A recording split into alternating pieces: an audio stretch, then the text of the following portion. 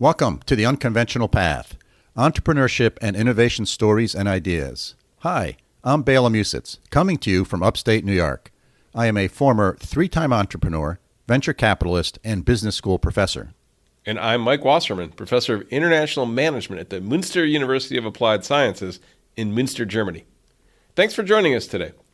You know, when Bela and I were both on the faculty at Clarkson University a few years ago, we had lots of interesting conversations about how two of our favorite topics, innovation and entrepreneurship, are constantly evolving. We do this over coffee or lunch as time allowed. And then about 2 years ago, I moved to Germany, and shortly after that, Bela retired. But Bela had this great idea to continue these conversations in the form of a podcast.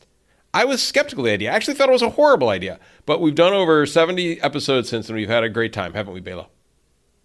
Boy, we sure have. And, we really like this. I really enjoy doing it every week. So I hope our listeners come and join us as well as we talk with interesting entrepreneurs to share their stories and ideas. Our goal is to bring you individuals who have taken the unconventional path to find happiness in life and at work. One of the key elements of this podcast is to interview business founders we can all identify with. Our guests have included coffee roasters, software developers, business consultants, and restaurant owners. We want their stories to inspire you to say, hey, I can do that, and then just maybe give you the push to start your own entrepreneurial adventure. But before we begin, we'd like to share with you that our podcast is brought to you in part by the law firm of Phillips Lytle LLP. This is a sponsorship that makes a lot of sense to us. Bela, you know this firm well, don't you? Boy, I sure have. I've worked with the key entrepreneurship practice partners at Phillips Lytle for over 20 years. Their nationally recognized attorneys take an entrepreneurial approach to legal matters, and they have a long history of success with startup businesses. Phillips Lytle is my go-to team for guiding startup businesses down the path to success, and we thank them for the continued support of the Unconventional Path podcast. And next up, today's guest is Adam Robinson, co-founder and CEO of Get Emails. Hello, listeners. Today I'm here with Adam Robinson. He has a super interesting background, has started several companies, and is just a great entrepreneur. And so welcome to the show, Adam. Thank you very much. Happy to be here. Yeah, thanks. And so, Adam, let me ask you a question. If you're at a social event and someone comes up to you and says, hey, Adam, what do you do? How do you answer that question? You know, I think it depends on who it is, but most people, I tend to say, I'm in tech. And, with this, we just launched a new startup, and it's a little bit strange what it does, and no one's really heard of it. So I tend to say we build software that helps businesses do a bunch of different stuff with email. And if I know that they're tech savvy, I'll go into a lot more detail than that. Excellent. But that's generally how I started off. Yeah. So what is this new company, Adam? So the new company is called Get Emails. And what Get Emails does is you put our script on your website, and we can identify up to 35% of the anonymous traffic that visits your site. And we can pass you full customer records of people that didn't actually fill out any forms. So you're able to market to them over email or direct mail. Yeah. We give you first name, last name, email address, postal record, the landing page they were on, and it's great data. People are having very good results with it. It's a very powerful tool. It's only legal in the US because in the USA, email marketing is actually, contrary to popular belief, legally it's opt out and not opt in. Mm-hmm. GDPR in Canada, that's opt in. So it's not allowed there at all. Got it. And then the next question people ask is like, well, there's a bunch of, coming regulation, the CCPA, the California thing, the Vermont thing. And the misconception is that since a lot in that regulation is similar to GDPR, the misconception is that it's identical to GDPR, but it's still not opt-in email marketing. I mean, the CCPA, the California thing, is about disclosure to customers and giving them avenues to see the data that you're collecting and delete it from your records and all that stuff. And it literally has nothing to do with opt-in. So Okay, so you used a few acronyms there. Could you explain those Dear. to our listeners? Sorry about that. I'm so deep in it. I just can never catch myself before I say all that stuff. So, CCPA means California Consumer Protection Act. GDPR, I'm not even sure what GDPR stands for, but I think GDPR is ubiquitous enough where people know what I'm talking about. It's the basically the clampdown that Europe did on data that went into effect last year. You basically have to have the relevance to someone doing email marketing is you need, if you're going to send email marketing to Europeans, you need to have explicit opt-in and you need to have the record of when that happened. Yeah. Yes. That's the most salient point. Got it. So everybody had to change all their sign-up forms and stuff to make them GDPR compliant. Okay. And so for your new company here, Get Emails, who's your typical customer? So we just launched November 1st, and we're still figuring out exactly who the best customer is, and it's been confusing because I've thought it was one avatar and then changed to another and it changed to another. So the strong use cases are publishers and media companies. That's a great use case. So a really good example that's easy to understand is one of our customers, Marin Magazine. They're a print and digital magazine that basically publishes stuff about real estate and stuff happening in Marin County, California. They have 33,000 email subscribers, and they sell their reach to advertisers in the Marin area, meaning an advertiser in the Marin area pays Marin Magazine $100 per thousand contacts on their email list to do a newsletter takeover and just blast. Right. We sell them email addresses of people on their website for $250 cost per thousand. So they pay that back in 2.5 cents. And it's cheaper than their next cheapest source of an email address by like 80% or something like that. So they love it because they're constantly fighting this attrition battle. Everybody's fighting this attrition battle to an extent. Once you get to a certain size of your email list, it's just the nature of lists is that people unsubscribe and email addresses go bad. And once your list hits a certain size, it's just really hard to keep up with that. So publishers are a great use case. E-commerce is also a fantastic use case. And I mean, that's pretty self-explanatory. It's just people are on, a brand's website, and for whatever reason, they don't either buy something or sign up to receive emails. It's just a great complement to the overall marketing effort and retargeting effort that an e-commerce brand is doing to also send them, thanks for coming by the site. Here's 15% off site wide. We had a jewelry brand, like a local jewelry seller in Manhattan called Frida Rothman, that used Get Emails for the 7 days going into Black Friday. And they had a 10 times return on investment from our emails on Black Friday. Granted, people go crazy on Black Friday. Right. Those results probably wouldn't, generally speaking, we think that you need to analyze results over like 60 days with this, because just the nature of the emails of someone who didn't actually raise their hand to get marketed to or buy something, it's just farther up the funnel. And rules of marketing basically say, you need to build trust with people before they'll buy from you. So Right. that's why we say, send them a little welcome series, send them something that says, thanks for coming by the site, offer them a little discount, but then put them on your email list and evaluate the program over 60 days. And a third use case is actually events. Two of our biggest customers are Spartan Races. I don't know if you've ever heard of that. I sure have. Yeah. Yep.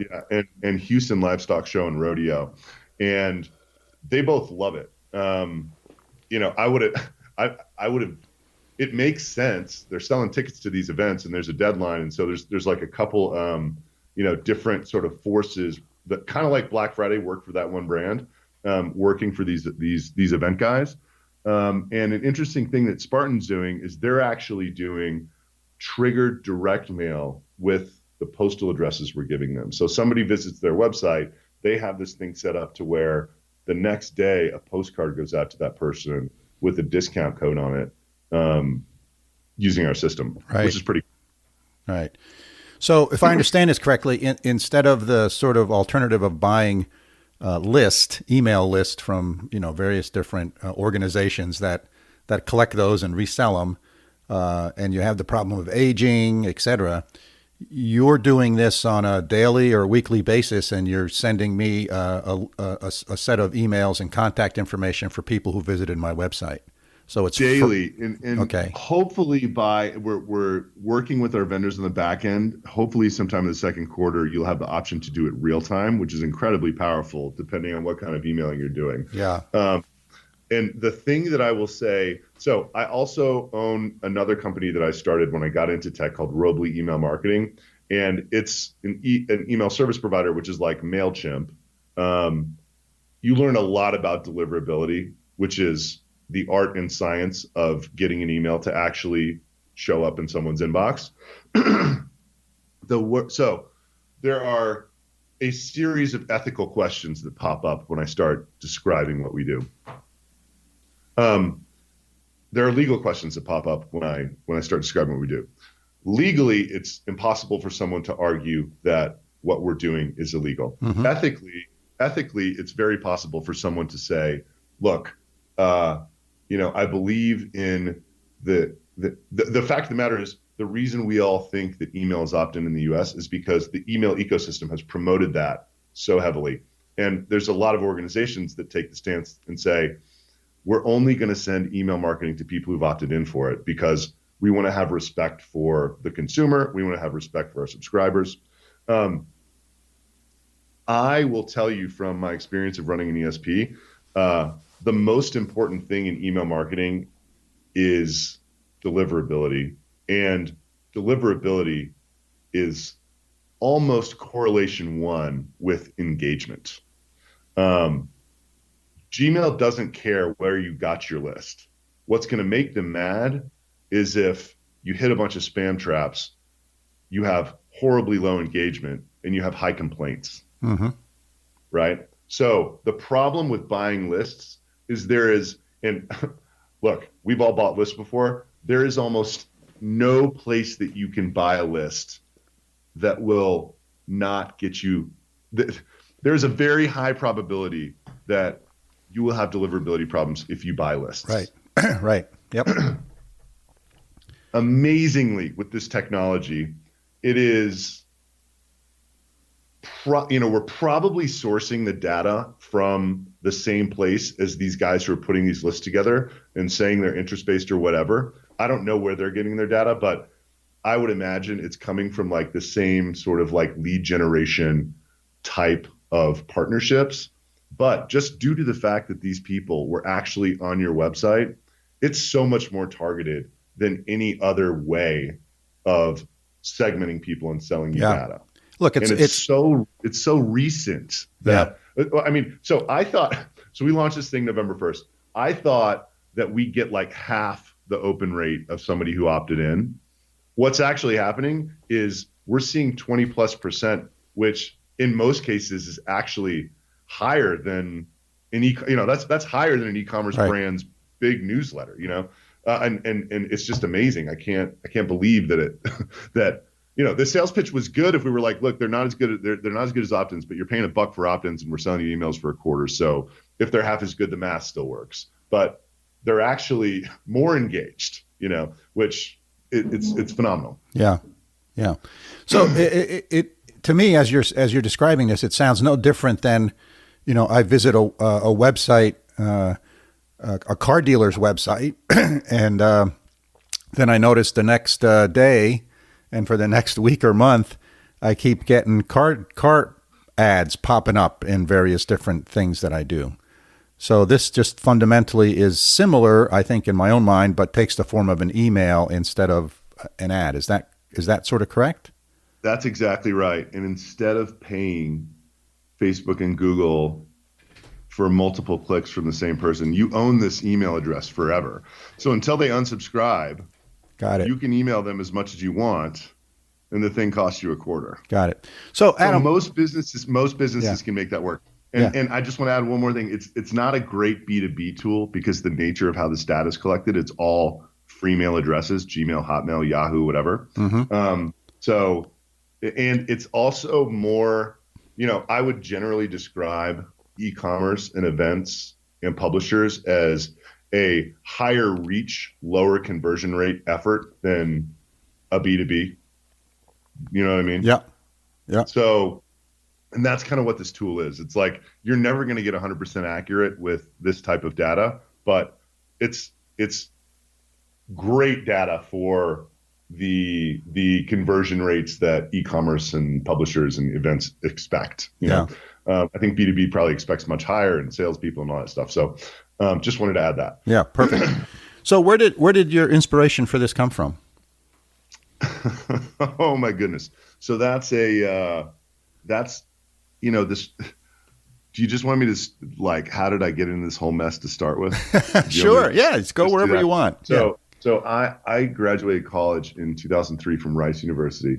My best friend had a summer internship at Goldman Sachs, and he's like, in sales and trading, he's like, you got to come up here. You'd love the environment. I'm an athlete and just played basketball in college and like this sort of testosterone turbocharged type of environment. And I got a job at Lehman Brothers as a credit default swap trader. And, they made a movie about this job, like The Big Short. That's right. And it was fantastic. It was one of these situations where those credit default swaps, it was an afterthought when we started. So they gave it to all these young guys, and then all of a sudden the financial system blew up, and it was because of this stuff. And so we were 25 and in the center of the universe and just absolutely killing it. And it was so interesting, and we had way too much responsibility and all that stuff. And even more interesting than that, I moved into this apartment with these guys in Tribeca who were starting a website called Vimeo at the same time I was starting at Lehman Brothers. And I watched that thing go from wireframes to, I think at one point it was a top 10 website on the internet, Vimeo. Yeah. So, I got this bug to be an entrepreneur, and, just caught a great wave trading. I'd saved enough money to where I was just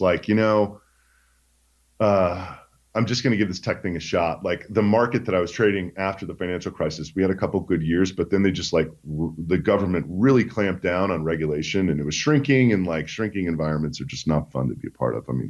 At all.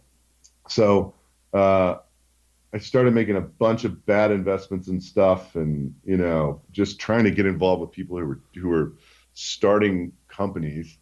And I did 5 kind of chunky bets, and lo and behold, one of them worked.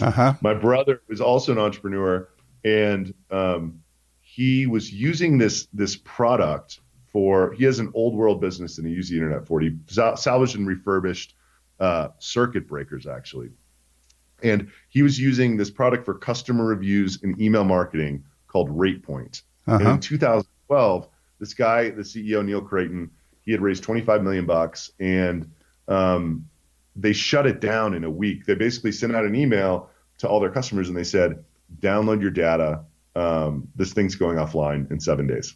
So my brother's like, man, it's weird. This was a useful product. I know this guy spent a ton of money acquiring customers. You're looking for, you're looking for something to do. Let's see if we can build this software on the cheap and then go find his customers. And I'm not sure. I probably wouldn't do that now, knowing what I know, but it sounded like a really good idea at the time. certainly better than anything else I was working. Yeah. Which ended up being just a bunch of zeros, pretty much. Which I don't think is abnormal. So the funny thing is, I'm trying right now to try to explain my mental state coming out of this trading job, the level of excitement about becoming this tech guy, and the false confidence that doing well in finance gives you about anything you can do in the world. Because you've just made so much more money than all your friends, and you're working at this super high profile thing and everything's in the news. It's just, it's Yes. like, and this, a way that I like to describe it is like, you know, an average finance guy, I believe this. If you walk them into like a really nice restaurant in New York City and you're like, could you manage this place? They'd be like, absolutely. And it's just like, I think that represents it pretty well. It's like, you don't know, you've done so well at this job, and like, it's kind of one of the desirable jobs, and you need to be smart, but it's just totally, so I start pursuing this finance thing. Confidence is through the roof, and I was reading a bunch of books about how to do this stuff, and one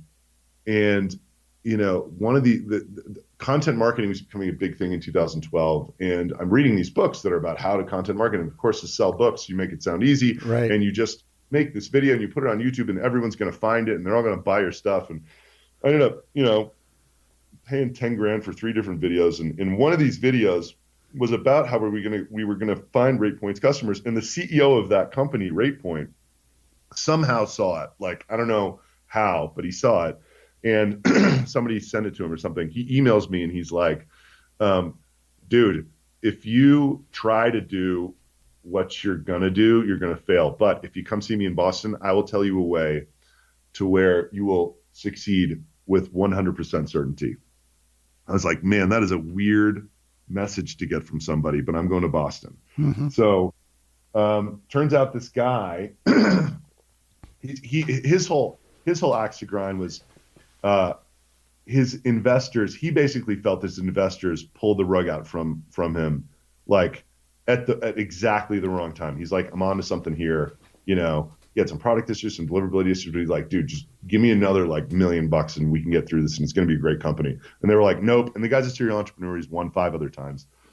So he was very upset about that. And he just wanted to see his vision succeed. So he's like, I'm not going to tell you too much because my partner is starting a data company, but there's a company down the road who I actually got sued by later, so I can't say their name. But there's a company down the road who's a big email marketing company, pioneer in the space. And they're leaving an unbelievable amount of data about their customers all over the internet. Just go find it, build a product that has, price and performance competitive offer, build a call center. You will get thousands of people to switch over. Don't raise any money, bootstrap it, get a nice cash flowing business, and then figure out what's next. So he's like, I know because I literally just did this like a year ago. Like, it will work. The world has not changed enough to where this will not work. So that sounded great to me. I mean, when in life, when you literally have no idea what you're doing, does someone give you that clear Right. of guidance on how to get to a Right. positive business? So it turns out this company, unbeknownst to them, was creating a community page for all of their paying customers. And in that URL for the community page, there was an unencrypted 6-digit number. And if you scrolled that number up by 1, it was a dead page. If you scroll it by 2, it was the next customer. And that page had first name, last name, business name, and zip code. So we got a bunch of tore IPs and spidered the thing over months and collected 225,000 records of people that we knew were paying for this product. Right. Now, did you have a background in sort of computer stuff, or? No, luckily, so my brother went to Stanford. He swam with this guy, Tate Blanick, who's still our CTO, and he's just amazing. He swam, and he was a computer science guy at Stanford, and just he's awesome, amazing individual contributor. Got it. So this guy has been the tech guy forever, and the first time you do things. The amount of money that we spent making, of course, like my smart internet friend, my brother and I were like, well, let's just have these guys in India who we've heard about make it, it'll be 30 grand. It ends up being 70 grand. And then Tate just is like, I'm going to have to rewrite the entire thing. Mm-hmm. And the whole time, these guys who I should have listened to and respected, were like, yeah, told you so, Yeah. Never. So it's getting to V1 of that product took us 18 months. And I think that's actually not even that bad for a first time sort of effort. But yeah, it took us 18 months, and the first month's revenue were like $1,000. Yeah. And did you and guys, like, it just makes me so happy because like, you know, this, with all of the experience that I've gotten since then, like with the Get Emails thing, I got the UI built on Upwork based upon Photoshops that I made. Tate spent 3 weeks on it. We launched November 1st, and our first month was 11,000. yeah. Yeah. So know, did you it's guys like- self-fund this? We did. You know, luckily my brother, I mean, it was painful. So the interesting thing about self-funding something like this, and it, you know, the subscription price, the first subscriptions we sold were $15. And I think this happens to a lot of people who start these small business SaaS apps. Eventually it got up to like 60 average, but we both had kind of this like pile of money that we had said we were going to spend on this. It ends up being double that. And I don't take a salary for like 3 or 4 years. And the reason why it ended up being double is because we were kind of idiots in building the product. And like, I was uneducated and how to like build a sales organization and all that stuff. You know, it came with time, but also once you actually figure the machine out and you're like, okay, I can like find these people here and I can train them and it takes me a week. And then, you know, I have them like, you know, booking demos and closing sales. And on average, they, you know, I put $1 into this thing and it spits 4 out or something like that. You know, if that thing is working, you're just kind of gonna put all your money into it. Right. You know, that's right. And especially given the fact that it was a finite lead pool. I mean, another story is I actually thought that I had another million leads that were worse than these 200,000, but I still, you know, I did this test and with our 3 best guys and it looked like it was going to convert. And so the hilarious thing was I did this in this apartment that I was still living in that these guys started Vimeo in. It was like this big loft in Tribeca, you know, it's kind of like, you know, that movie Big, like it was a lot like that apartment. And like person by person, I wake up one day and there's 39 people coming to my house making dials, you know, it's ridiculous. Like, and I'm ramping the sales force because it looks like this next list is going to work and I need 50 salespeople and it's, you know, going to get our business. So we got to like, you know, I don't know, 3 million in revenues off this strategy. I'm like, great, this is going to get us to 6. And if you get a SaaS business to 6, like this one that has really low churn, and you know, even if you can't grow it from there, if you whack all the sales and marketing operation, you have like a really, really good lifestyle business on your hands. You know, like 3 is pretty good because it only takes about 4 or 5 people to run this. If you're not, you know, growing it with any sales and marketing, but man, getting it to 6 would just be amazing. So that didn't happen. You know, we got our entire sales force on this thing. And it was just abundantly clear that it just wasn't even close to economic to have these people, you know, making these calls. And it was just one of these just horrible moments of all of our lives where I had to just like call everybody in a room and be like, okay, if you're listening to me talk right now, you don't have a job anymore because I screwed up, you know, like I totally, you know, evaluated this other list of leads wrong and there's no one else for us to call. Yeah. Yeah. So when you reflect back on that today, what are some of the takeaways for you? What are some of the lessons for you? Oh, man, I think like that in particular, it's just, I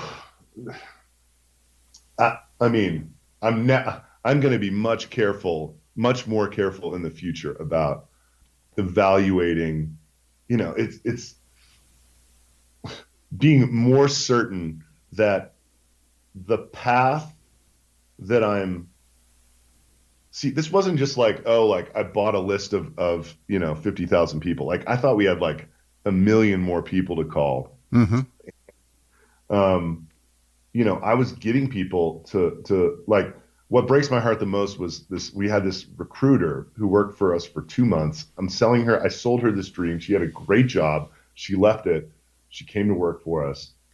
I literally am sitting across at a coffee shop from this girl like 6 months later. I'm like, I have nothing. Like, I messed this up so bad. Yeah. Like, like it's very disruptive. She was an Australian citizen and messed her visa stuff up, Right.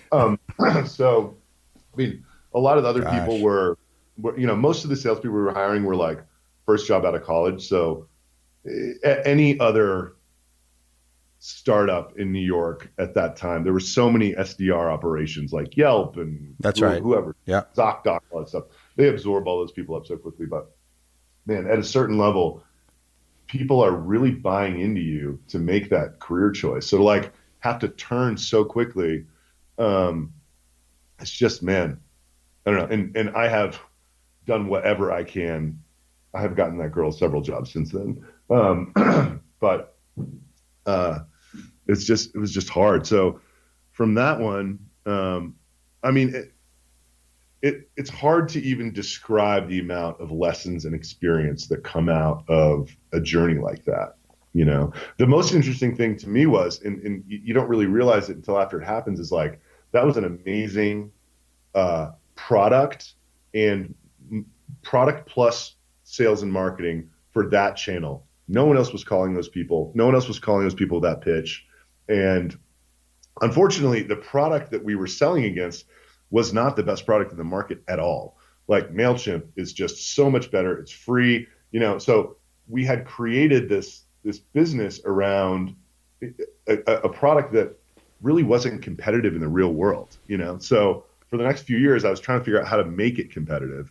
But that was, of the things going into it that I wish I would have emphasized more, like, man, product is just, especially in this, and every day it gets more important. Yeah. But product versus sales and marketing, it's like, we only had, Tate was the only guy building for 2.5 years. Yeah. Didn't have a single other engineer. Yeah. It's just, the idea of that to me is insane now.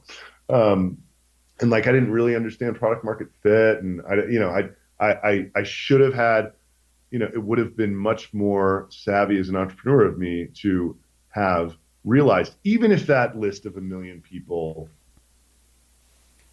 worked, right? I should have been, the entire time, instead of waiting till after it died, I should have been messing around with other channels and other features and other ways to enhance the product, so that when we emerged from that, we had a viable growth path. Mm-hmm.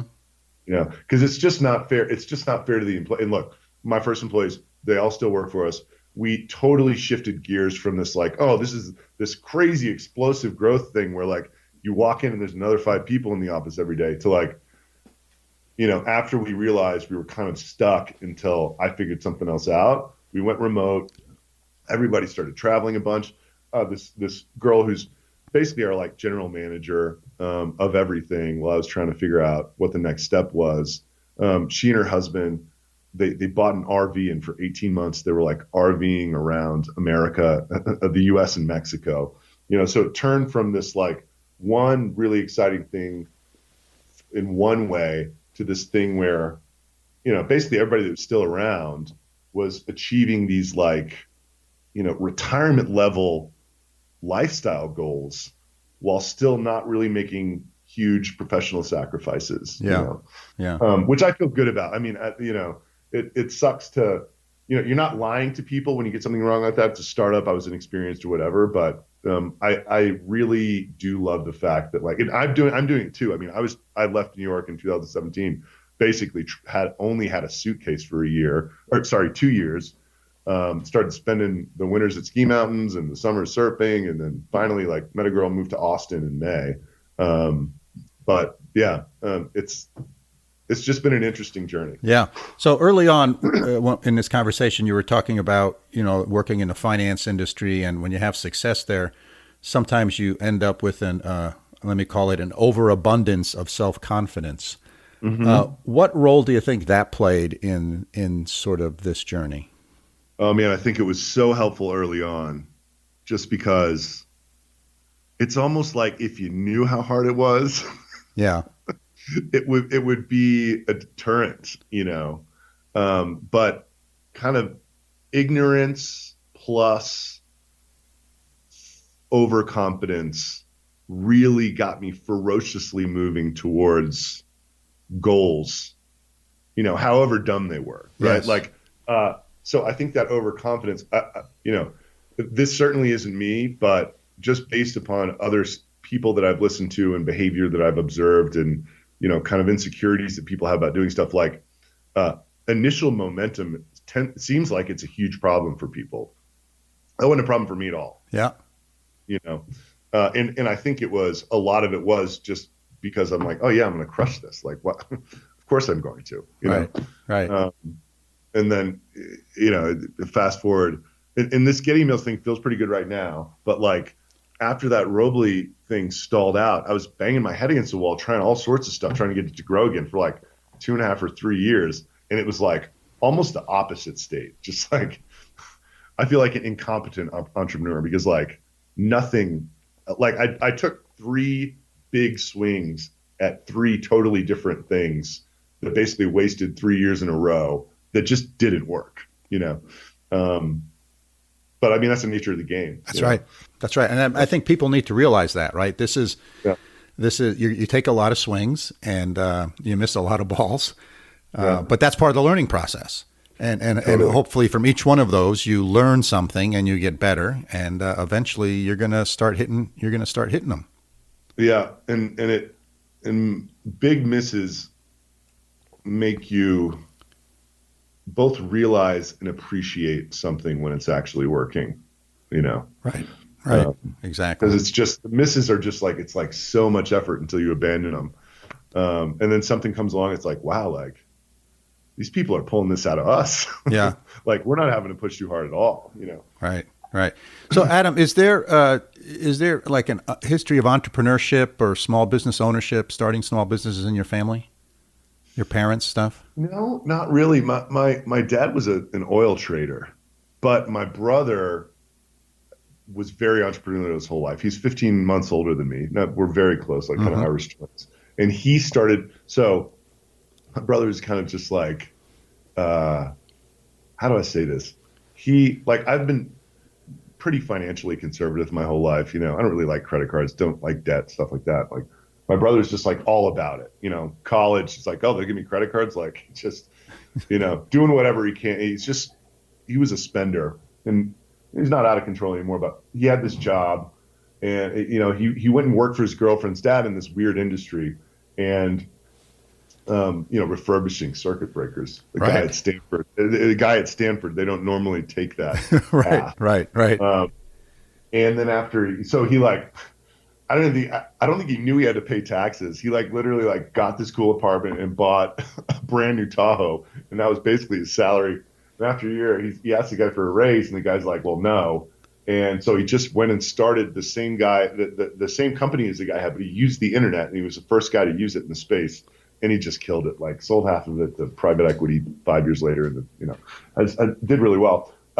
And a combination of sort of seeing him do that, like watching it build over the years, like, and being so close to these College Humor guys, like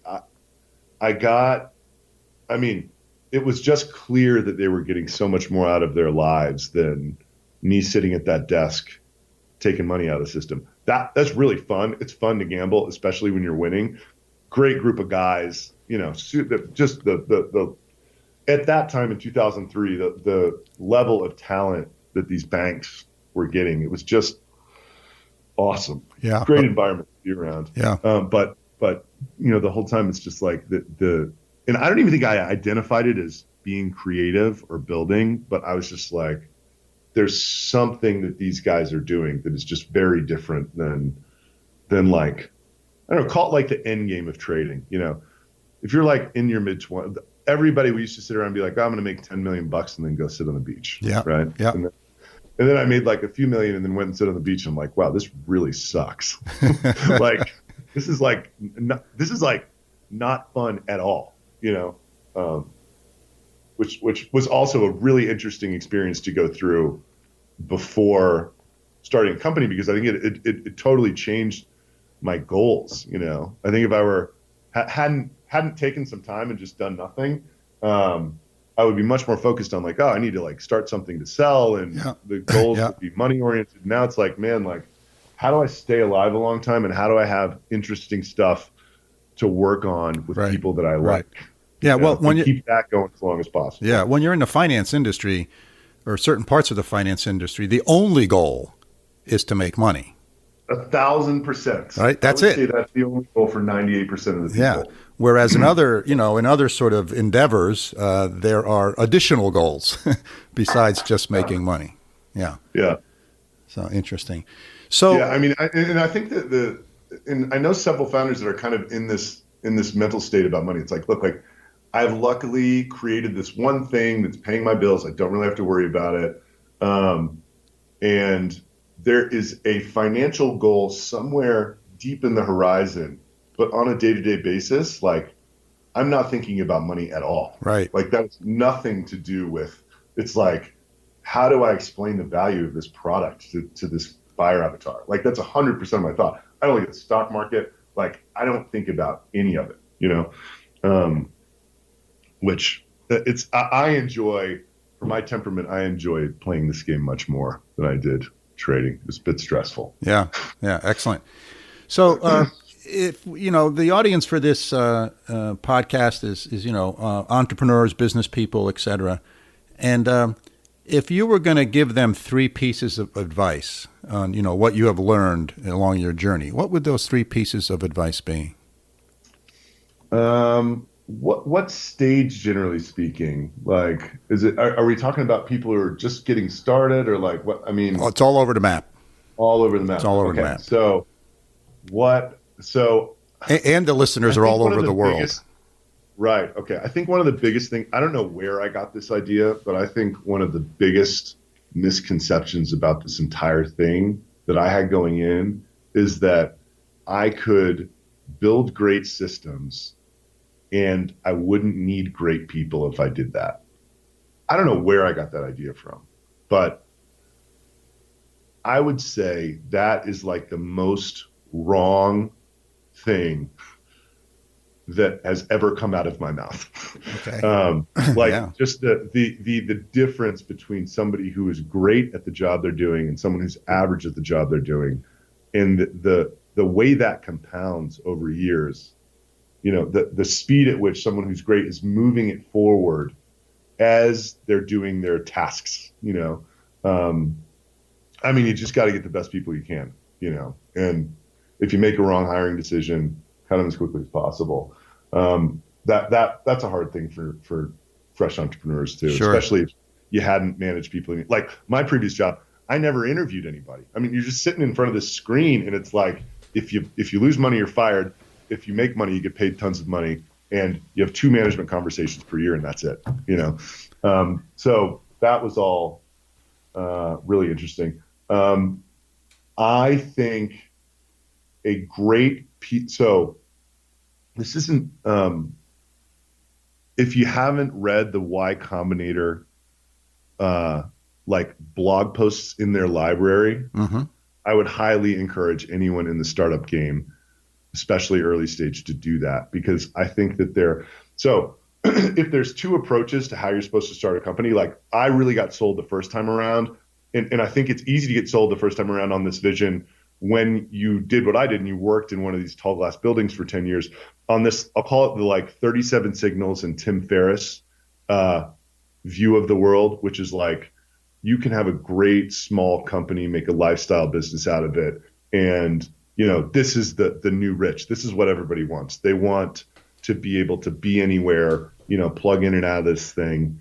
And, you can basically, live this life of the digital nomad. I really got sold on that. I think that a more satisfying track is this Y Combinator attitude. And it's not, you don't need Airbnb or whatever, but just this attitude where, they're literally like, growth solves all problems. And that doesn't mean raise a bunch of money and grow at all costs. Mm-hmm. That means make a product that is so good that it will grow on itself, have weekly growth goals. If you're not hitting them, figure out how to hit them. Really have your focus on creating, doing doing what doesn't scale, and creating these experiences for these different user types that are just so good that it grows on its own. And I'm really, I'm trying to do it with Get Emails. I'm trying to have this Y Combinator attitude rather than the 37 signals attitude. Not that there's anything wrong with it. The 37 signals attitude works wonderfully. It's given all our employees a great life the last few years. But I'm just more excited by this Y Combinator thing. Yeah.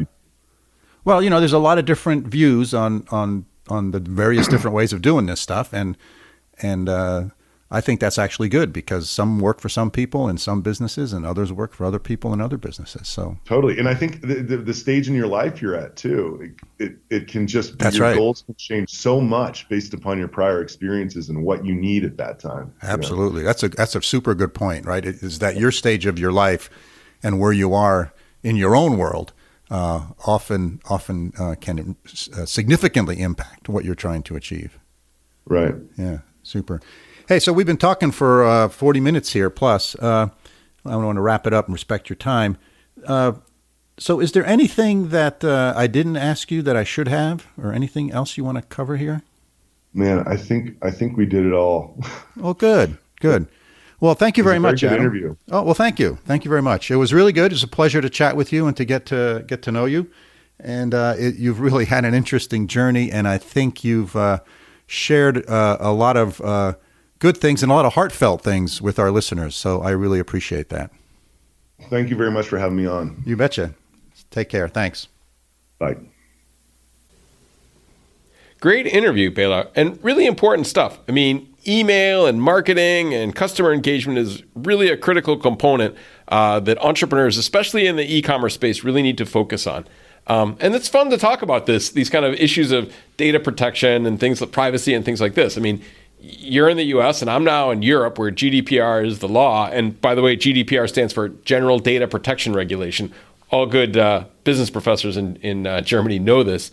And there's really some very unique differences between how I would say typical Germans and typical Americans perceive the need for privacy and data security. So there's definitely some cultural differences going on here. So this product is only able to be sold in the US, right? What's your that's take? Correct, yeah. Yeah. What's your take, Bela, on this? How do you see the role of email marketing, and how do startups need to engage their customers, and where do you see the market for a product like what Adam has designed and developed and is selling? So I'll tell you that I'm hopeful that these email marketing products and the sort of ads that I get served when I'm surfing the web, I hope that they get better because I tell you that my experience is they're pretty good at figuring out what ads to send me, but they're not really very good at figuring out when to stop sending those ads to me, right? So, for example, if I'm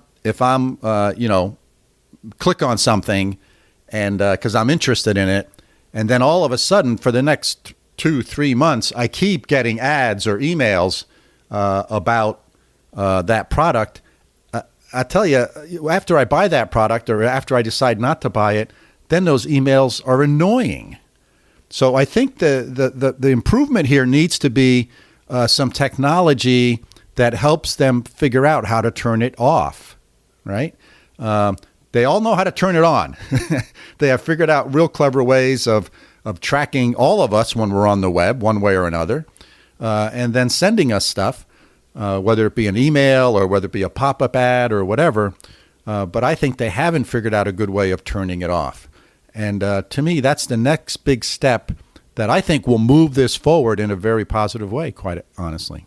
What do you think, Mike? Yeah. Well, email still is relevant to some portion of the public. I think that, more and more people are communicating through apps, Facebook Messenger and WhatsApp and things like this and text messages. But I do think that there's a role for email, and I do think there's a role for really good, useful, valuable email marketing. But yeah, I couldn't agree with you more, Bela. Let's use AI and machine learning to figure out when we shouldn't sell, when we turn customers off, because I know that customers get turned off. And I tell this story in my class all the time when we're talking about the kind of the strategies of using ads and Google AdWords and Facebook ads and things like this. So, when my students have a hard time with this. Like, I buy underwear, right? When my underwear wears out, I like to buy new underwear. And I buy like very conservative underwear, okay? But when I go and shop and I get the ads that show up on my screen when I'm teaching, right? It's not just for the boxer shorts that I buy, the old guy boxer shorts. It's for thongs and exciting underwear styles that I don't wear, okay? And it's on the big screen in the classroom, right in front of 150 students, okay? It's got to be smart enough to know that when it's in projector mode, please don't serve me ads, right? Especially for underwear, okay? Oh, that's hilarious. It's true. It's absolutely true. And I'm like, I don't do anything like radical, right? I'm like this straight-laced old guy, right? But this stuff happens. But I totally agree. And it's kind of a funny illustration. It's not exactly the right example. But yeah, I think more and more, I think that software can tell, AI and machine learning can start to tell when we get turned off by these things, when our click rates start to go. And the same with phone. You have a big issue in the U.S. with phone spam, right? And text message spam. That clearly somebody's clicking on these things, right? Somebody's responding to these things. Otherwise, they wouldn't do it. But it's a question of where's the return and where's this inflection point. And it would be great if some companies could really specialize in that. I agree. But hey, he found a niche. He took a really cool idea and he made it to a company. And I think there is real value for especially small businesses to be able to have the information they need on their customers to win business and to keep business. Yeah. So I thought it was a cool concept. He's moving. Excuse me. He's moving the old mail order lists that you used to buy or the email list that you buy, many of which things are aged, and he's doing current stuff. So he's sort of moving the ball in a direction we're just talking about, right? Yep. So he's providing this service that says, hey, Mike was shopping for underwear yesterday. So it might be important to send him ads today, as opposed to some of the things that happened where, you were shopping for those boxer shorts 6 months ago and because someone just bought an aged list, now they start sending you that stuff. Right. So I think he's compressing the time, which is good, and I think that's a good value add. And look, all this stuff's going to continue, and people will figure out how to do it. And I think if companies figure out how to do it more effectively, that's good for me as a consumer because I'm getting more things that I'm interested in, and it's good for the companies because my click rates are going to go up. Or my tendency to purchase something is going to go up. So I think it's a win-win for all parties. So I sort of like what he's doing. It's a nice little niche he's found.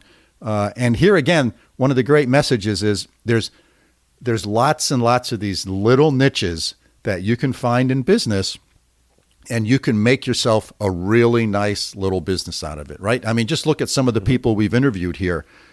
Guys roasting coffee in their garage, house painting folks, right? Some of these are really small little niche businesses, but they're doing quite well and they're quite happy and they're enjoying life. So that's the beauty, I think, of this kind of digital era that we can find these niches and you can mine that niche and turn it into a nice little business. Yeah, this leads to some of the things Adam was saying at the end when he was talking about kind of the Y Combinator approach, when it's okay, should you target a lifestyle business that you can just run and be happy, or should you go for growth at all costs kind of and really work to reach some financial targets that are measurable and actionable? What do you think? Do you have to make a choice of one or the other? Can you attack both goals at the same time? Where do you kind of see fitting in on this? And like when you were in the VC side of things, how would you assess kind of what the entrepreneurs were interested in and how did you guide them through these types of choices? Well, if I put my VC hat on, as a VC, you're only interested in growth businesses. VCs have zero interest in lifestyle businesses. Mm-hmm. So one of the things that we would try to ferret out is, does this person really driven towards a growth business, building the business really big? Because fundamentally, that's the only way the VCs generate a return, which is the primary thing they're interested in. However, when I think about it from the entrepreneur's perspective, I don't think there's one right answer. And as a matter of fact, the answer may change with time. You may start it out as a lifestyle business and it grows really well on its own, organically. And all of a sudden you find yourself with a growth business. Or, you may start out saying, hey, I'm going to raise 20 million in venture capital. I'm going to take this thing public. And after a year or two, you're sort of enjoying how it's going and you're quite happy and you haven't raised any money yet, except from maybe friends and family. And you say, you know what, I'm going to continue doing it this way. So I think the beauty here is that this is very much up to the entrepreneur. It's up to sort of what you want. What do you want out of your business? What do you want out of your life? Where are your goals? And align those carefully. So don't let one person push you in one direction or another, or don't let the herd that you're walking with push you in one direction or another. Do what's right for you. That's my thoughts on it. How about you, Mike? Yeah, I mean, I'm working with a couple of different startups right now, and they're struggling with this decision. Do you follow the Y Combinator model of growth at all costs and just do it, push, or do you do the kind of the 37 signals model, which is like, hey, I want to do it my way, and if it works, it works. And it's hard to give people an answer. It really depends on kind of what their goals are. But I really like what you just said, Bela, and I think that there is a way that you can say, look, if I really want to run the type of business that I have in my vision, that I've kind of envisioned myself running, and something that's comfortable and makes me really happy, go for that. And if you hit growth, that's great. And if you don't hit growth, that's okay too. But I think that there's a lot of incubators and accelerators that use the kind of the Y Combinator approach and say, yeah, let's get you on the fast track for growth and set really high targets. And if that fits your personality, great. There's plenty of resources there. I think there are actually fewer resources for lifestyle business people. I think there are fewer resources out there because VCs aren't interested, because accelerators and incubators aren't interested. And it's harder for those people. And that's where personal networking that we've talked about a lot of time, finding peers that are willing to mentor you, relying on community resources, either through the local small business development association or the economic development operation in where you live, or academics, right? Things like that are better fits in terms of getting help for more people who are interested in more of a lifestyle business. So yeah, I think it's figuring out where you're going to do best. And then the challenge is identifying the resources that are lined up with the choice that you make. Yeah. And I think you said that well, Mike, in that oftentimes it's your network that's actually going to provide you with the greatest value, or your extended network. Let me say it that way. That's going to provide you with the greatest value in giving you some guidance and coaching along the way. Because you have to remember that, Y Combinator or incubators or VCs, they all sort of go down this high growth path because that's best for their business. Mm-hmm. That may not be best for your business, mm-hmm. but that's how their business works. So that's why they push that. And not being critical of that, I mean, that's great and that's fine and it works very well. But my point is that that's best for them. It may not be best for you.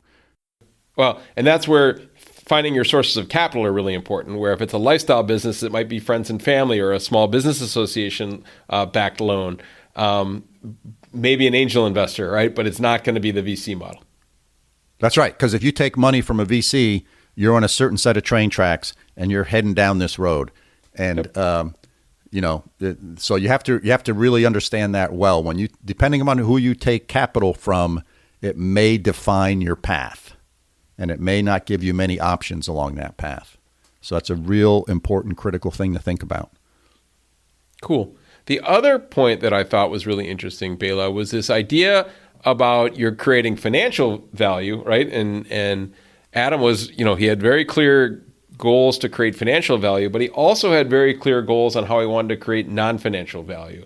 So value for his employees or value for his customers. And, I like that he tied the mistakes that he made and successes to not only his own net worth or the balance sheet and income statement of the company or his cash balance, but also to the lives of his customers and the lives of his employees. And kind of the story he told about having to, lay people off and how that really affected him because he made a mistake, I thought was awesome. And those are really great ways to think about what type of business you want to run, how you want to run your business.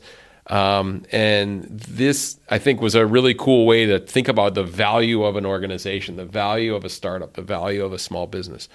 What types of conversations about these types of decisions have you had, both when you're coaching startups and when you're evaluating startups as kind of from a VC standpoint? So I think one of the most important things that Adam said was that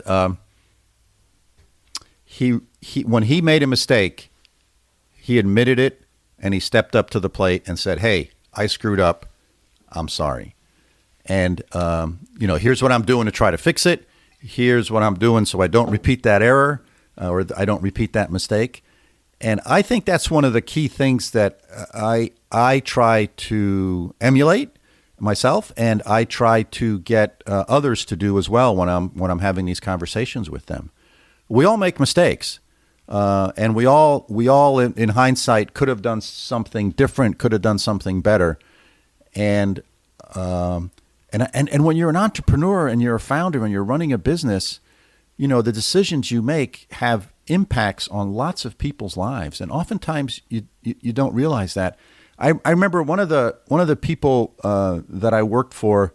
I think it was at IBM, and I got promoted, and I was running a fairly significant organization of 100 people or so, and my boss once was having a counseling session with me, and he said, "Remember, Bela, when the 100 people that are in your organization go home at night, you're probably the topic of dinner conversations at maybe 10 or 15 dinners that evening and what you did.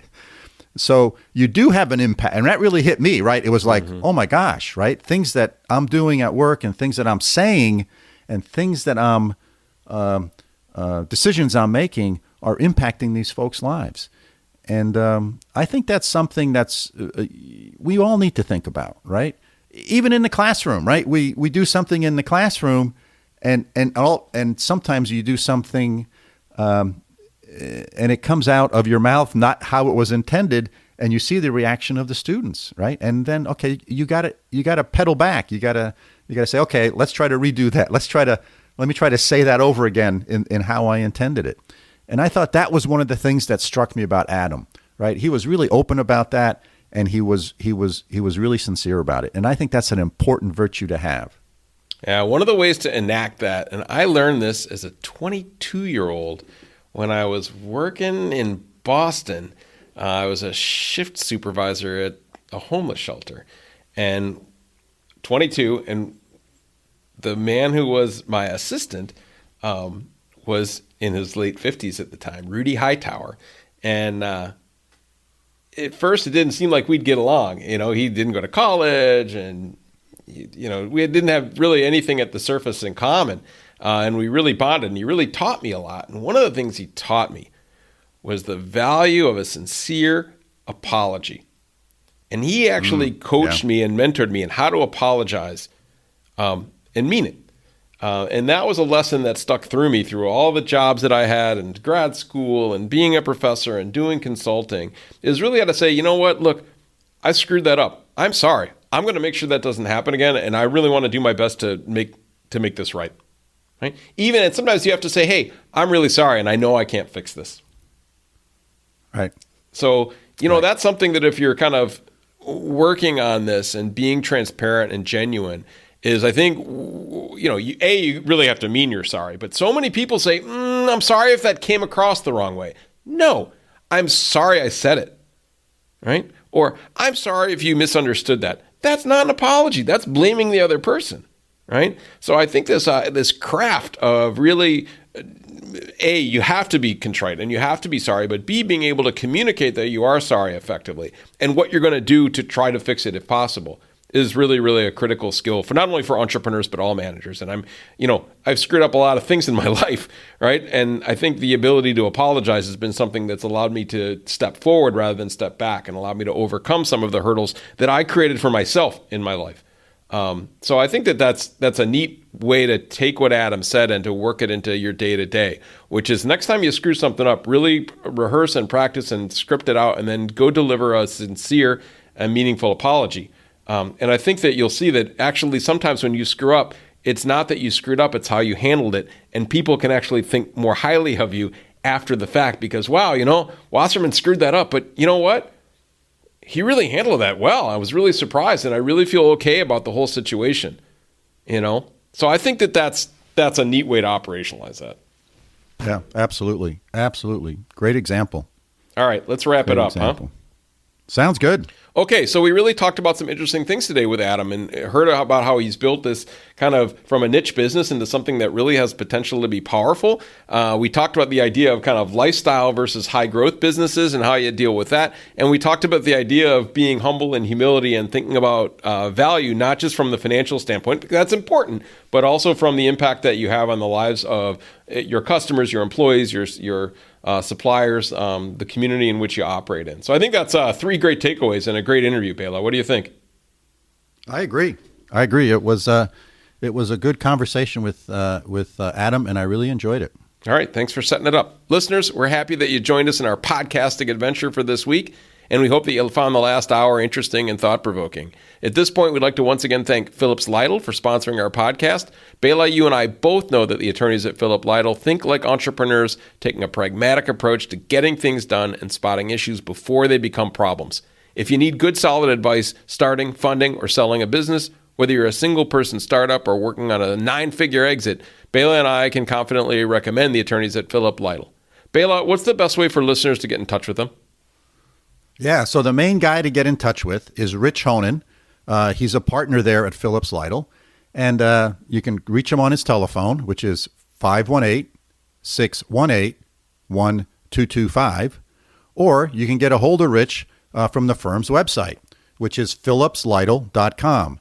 That's PHILLIPSLYTLE.com. Thanks for joining us this week. If you have questions about what we've discussed today, suggestions about future topics or potential guests, please do get in touch with us. We're happy to hear from you, and we will respond. Our email is bela.and.mike@gmail.com. Hey, and please do subscribe if you haven't already. We have lots of great guests in the pipeline. So until next week, signing off from upstate New York. Have a great week, Mike. Thanks, Bela. And from over here in Münster, Germany, where GDPR is the law of the land, thanks and see you next week.